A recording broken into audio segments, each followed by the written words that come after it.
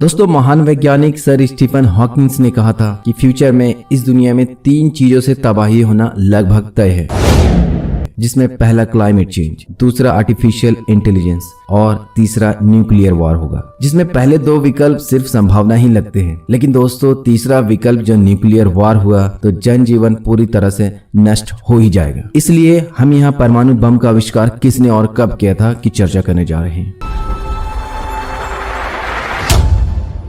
दोस्तों, बता दें कि बम का इस्तेमाल पहली और आखिरी बार अमेरिका ने सेकेंड वर्ल्ड वॉर के दौरान जापान के 2 शहर हिरोशिमा और नागासाकी पर किया, जिसमें इतनी भयंकर एनर्जी इमिटेड हुई थी कि लाखों लोगों की जान पलक झपकते ही चली गई थी।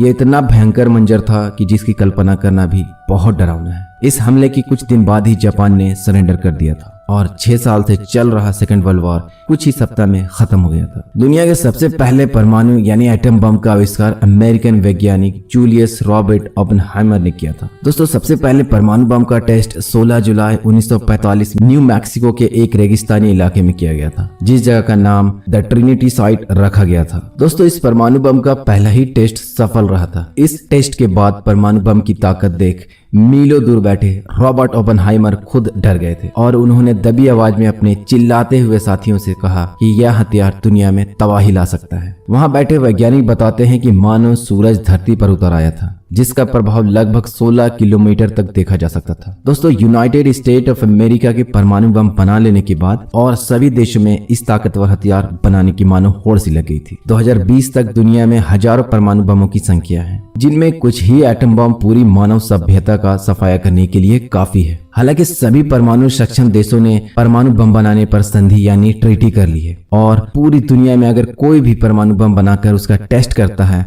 तो उस पर कई तरह के प्रतिबंध लगा दिए जाएंगे। इसी वजह से 19 के दशक के बाद नॉर्थ कोरिया को छोड़कर सभी देश ने परमाणु बम का टेस्ट नहीं किया है। 1934 में इटालियन वैज्ञानिक एनरिको फर्मी ने न्यूट्रॉन के साथ यूरेनियम पर बमबारी कर कुछ ऐसे नए एलिमेंट्स को बनाया जो हल्की बमबारी के लिए यूज किए जा सकते थे। इसके बाद सन 1938 में जर्मनी के और डॉक्टर फ्रिट्ज स्ट्रासमैन ने न्यूट्रॉन बमबारी पर यूरेनियम न्यूक्लियस के फ्रेगमेंटेशन की खोज कर ली और उसी समय परमाणु बम बनाने की कोशिश की गई थी। दोस्तों, यहाँ पर सवाल ये उठता है कि इस खतरनाक बम को बनाया ही क्यों गया था। दरअसल परमाणु बम बनाने की कहानी सन 1939 को सेकेंड वर्ल्ड वॉर के दौरान जर्मनी के तानाशाह अडोल्फ हिटलर के कारण हुई थी, जो दुनिया को जीतना चाहता था, क्योंकि जर्मनी के वैज्ञानिकों ने सबसे पहले परमाणु स्प्लिट कर लिया था, जिससे कि वह न्यूक्लियर बम बना सकते थे और सेकेंड वर्ल्ड वॉर को भयानक विस्फोट से आसानी से खत्म कर जीतना चाहते थे। इसी वजह से अमेरिकियों को डर था कि जर्मनी ने सबसे पहले परमाणु बम तैयार कर लिया तो अडोल्फ हिटलर इसका इस्तेमाल करने से बिल्कुल भी नहीं कतराएगा। क्योंकि दोस्तों 1933 में डॉक्टर लियो ने सबसे पहले न्यूक्लियर चेन रिएक्शन थ्योरी प्रस्तावित की थी और उन्हें भी डर था कि शायद जर्मन भी एटम बम पर काम कर रहे होंगे और इसी कारण उन्होंने राष्ट्रपति फ्रैंकलिन को आगाह करने के लिए पत्र लिखा था।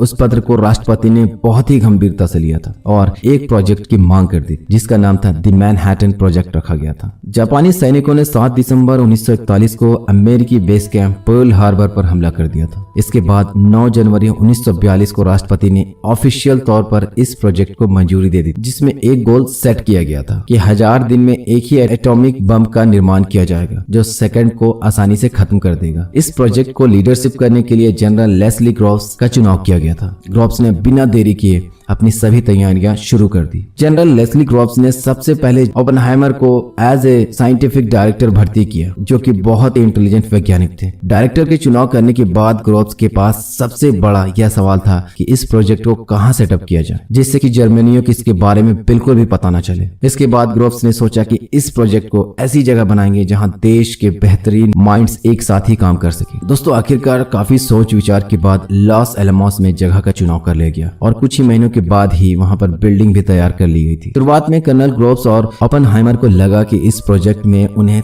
सिर्फ 30 वैज्ञानिक और 100 कर्मचारियों की आवश्यकता होगी, लेकिन धीरे धीरे इस प्रोजेक्ट में लोग बढ़ते गए और अंत में इस प्रोजेक्ट में लगभग 6000 लोग काम कर रहे थे। इसमें ओपेनहाइमर का काम था कि वह बेहतरीन वैज्ञानिकों की टीम तैयार करे। इसके बाद ओपेनहाइमर ने दुनिया के बेस्ट साइंटिस्ट की टीम भी तैयार कर दी। उस प्रोजेक्ट में एक वक्त 6 नोबेल विजेता भी काम कर रहे थे। आप सोच सकते हैं यह कितना इंपॉर्टेंट इम्पोर्टेंट प्रोजेक्ट। इस प्रोजेक्ट के चलते ग्रोव्स लगातार परेशान थी कि कहीं जर्मनी भी परमाणु बम तो नहीं बना रहा है, और इसी के चलते ग्रोव्स ने जर्मन वैज्ञानिक को मारने के लिए कई सारे ऑपरेशंस भी कंडक्ट करवाए थे। ग्रोव्स इस मैनहट्टन प्रोजेक्ट को गुप्त रखना चाहते थे, इसी कारण उन्होंने सभी वैज्ञानिकों को नकली नाम दिए और उनको एक ही पोस्ट बॉक्स 1663 का पता दिया। पोस्ट ऑफिस में काम कर रहे कर्मचारियों को भी शक होने लगा कि इतने सारे लेटर एक ही पते पर कैसे जाते हैं। इन्हीं के चलते इस प्रोजेक्ट के बारे में बहुत सारी अफवाहें भी फैल गई थी। दरअसल यहाँ पनडुब्बियां रिपेयरिंग करने का काम होता था और कुछ का कहना था कि यहाँ गर्भवती औरतों का सेंटर है। इसके बाद ग्रोव्स ने कुछ लोगों को नौकरी पर रखा, जिससे कि वह सब यह झूठी अफवाहें फैला सके कि यहाँ इलेक्ट्रिक रॉकेट बनाने का काम किया जा रहा है। इस प्रोजेक्ट में वैज्ञानिक 14 घंटे काम करते थे। उनको टेंशन फ्री करने के लिए इजाजत दी गई। वह अपनी पत्नियों को इस प्रोजेक्ट में ला सकते थे, जिसके बाद बहुत ही वैज्ञानिकों की बीवियां भी वहां टेलीफोनिक, टीचिंग और कलर आदि का काम करने लग गई थी। इस प्रोजेक्ट में वैज्ञानिकों का कई सारे विकल्प के साथ काम करना बहुत ही खतरनाक था, जिसके चलते इस प्रोजेक्ट में कई जाने भी गई, क्योंकि जनरल ग्रोव्स पर एटॉमिक बम का परीक्षण करने के लिए बहुत ज्यादा दबाव था। इसके बाद जल्द ही न्यू मैक्सिको के एक रेगिस्तानी इलाकों में जगह का चुनाव कर लिया गया, जिसका नाम द ट्रिनिटी साइट रखा गया था। दोस्तों, जनरल ग्रोव्स ने सभी वैज्ञानिकों को 16 जुलाई 1945 की सुबह परीक्षण के लिए तैयार होने के लिए कहा, जिसमें ओपेनहाइमर ने अपनी सारी तैयारियां शुरू भी कर दिया था, जिसमें कई वैज्ञानिकों ने कहा था कि यह चलेगा ही नहीं और कुछ बोल रहे थे कि यदि ये चला तो वायुमंडल में भी आग लगा देगा। दोस्तों, परमाणु बम अपने पहले ही परीक्षण में सफल रहा, जिसमें कई वैज्ञानिक चिल्ला रहे थे और कई वैज्ञानिक रो रहे थे। इन्हीं के बीच दबी सी आवाज में ओपेनहाइमर ने कहा कि यह बम युद्ध के मैदान में तबाही ला सकता है। दोस्तों, बम का प्रभाव 16 किलोमीटर तक देखा जा सकता था। वैज्ञानिक बताते हैं कि ऐसा लग रहा था कि मानो सूरज धरती पर उतर आया है। इस प्रोजेक्ट का मुख्य उद्देश्य था कि जर्मनी से पहले परमाणु बम बना लिया जाए, और ऐसा हो ही गया। लेकिन लगभग 2 महीने पहले ही 30 अप्रैल 1945 को हिटलर मर चुका था, और उसकी मौत के 7 दिन बाद 7 मई 1945 को जर्मनी ने पहले ही आत्मसमर्पण यानी सरेंडर कर दिया था। तो सवाल यह था कि क्या अब बम का इस्तेमाल जापान पर करना है, जो हार मानने का नाम ही नहीं ले रहा था। वैज्ञानिक परमाणु बम की ताकत को देखकर इस बम को किसी भी देश पर इस्तेमाल करना नहीं चाहते थे। लेकिन दोस्तों, अमेरिकन आर्मी ने उनकी एक न सुनते हुए कहा कि अभी पर्ल हार्बर बेस कैंप के घाव पूरी तरह नहीं भरे। दरअसल दोस्तों, ये बदला लेना चाहते थे। दोस्तों, 6 अगस्त 1945 को अमेरिका ने अपने जहाज B-29 को पहला परमाणु बम लिटिल बॉय हिरोशिमा पर दाग ही दिया।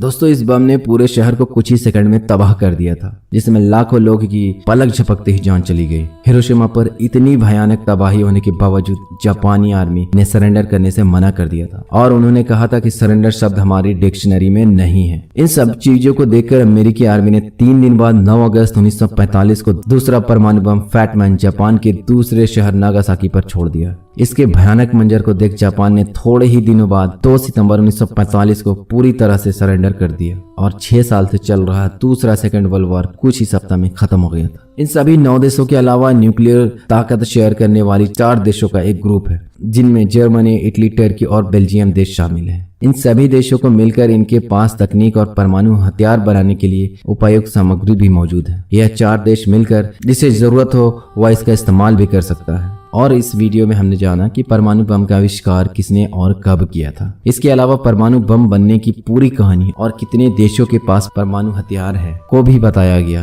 अगर आपको यह वीडियो पसंद आया तो लाइक करें, कमेंट करें और शेयर करें। आज के लिए बस इतना ही।